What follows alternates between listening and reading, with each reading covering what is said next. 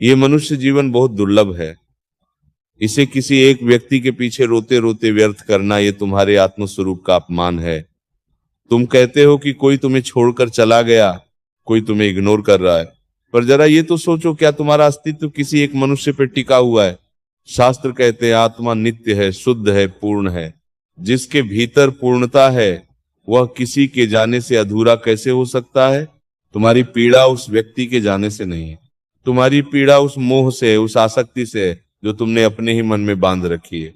जब तुम किसी को अपने सुख दुख का केंद्र बना लेते हो तो तुम अपनी शक्ति उसे दे देते हो, फिर वही तुम्हें हंसाता है, वही रुलाता है। यह प्रेम नहीं है, यह बंधन है, और हर बंधन अंत में दुख ही देता है। सच्चा प्रेम क्या है जानते हो? सच्चा प्रेम स्वतंत्र करता है, निर्भर नहीं बनाता। जहां निर्भरता है वहां भय है, और जहां भय है वहां शांति कभी नहीं हो सकती। तुम कहते हो वह वापस आएगा या नहीं? मैं कहता हूं ये प्रश्न ही गलत है। तुम्हें ये नहीं पूछना चाहिए कि वो आएगा या नहीं, तुम्हें ये पूछना चाहिए मैं अपने भीतर इतना पूर्ण कब बनूंगा कि मुझे किसी के आने या जाने से फर्क ही न पड़े। याद रखो, संसार का नियम बहुत स्पष्ट है।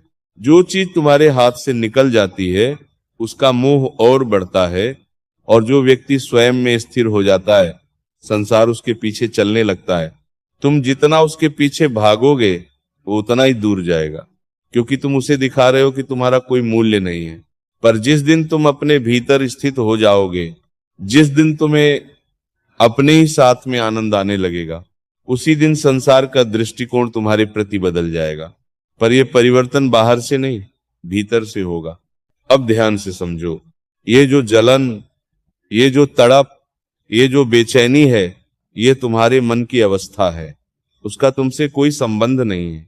मन को तुमने साधा नहीं, इसीलिए वो तुम्हें साध रहा है।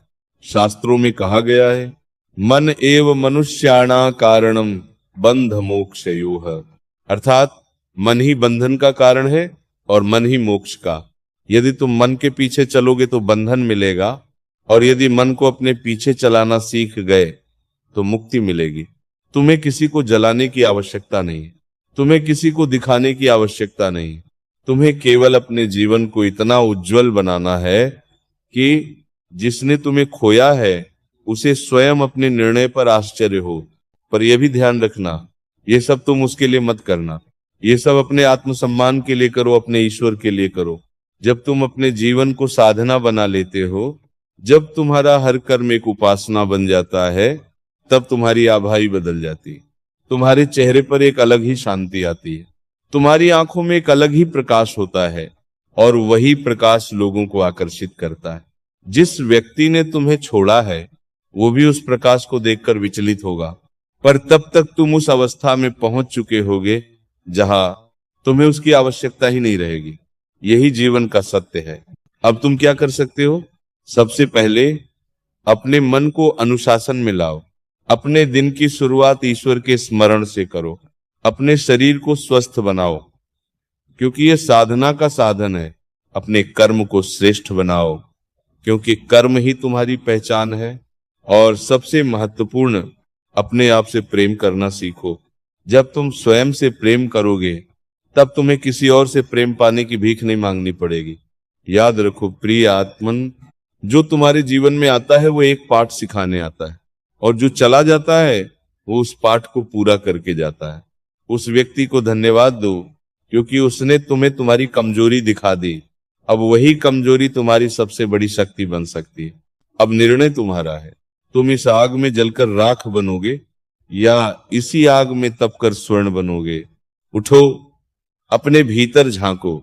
तुम्हें जो चाहिए वो बाहर नहीं, तुम्हारे भीतर ही है। और जब तुम स्वयं को पा लोगे तब तुम्हें किसी को पाने की आवश्यकता ही नहीं रहेगी। जब तुम सच में अपने भीतर उतरना शुरू करोगे ना, तब तुम्हें एक और गहरा सत्य समझ में आएगा। तुम जिसे उसकी याद समझ रहे हो वो वास्तव में तुम्हारी आदत है। आदत उस व्यक्ति की नहीं, आदत उस एहसास की जो तुम्हें उसके साथ मिलता था। मन बार बार उसी जगह भागता है जहां उसे सुख का अनुभव हुआ था, पर वो ये नहीं समझता कि वही जगह अब दुख का कारण बन चुकी है। यही माया है, यही भ्रम है। इसलिए तुम्हें अपने मन को समझाना पड़ेगा, लड़ना नहीं। जब याद आए तो उसे दबाना मत, बस साक्षी बनकर देखो।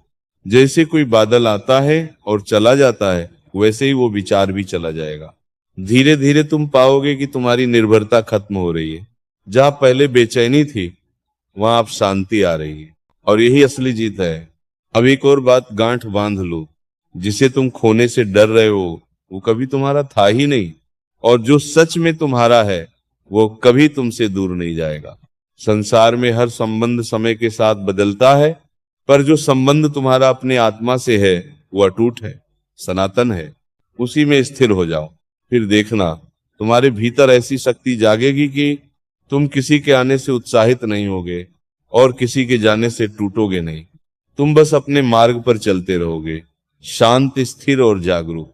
और अंत में बस इतना ही कहूंगा, जिस दिन तुमने खुद को जान लिया, उस दिन तुम्हें किसी और को समझने की आवश्यकता ही नहीं रहेगी। अब समय आ गया है खुद को खोने का नहीं, खुद को पाने का।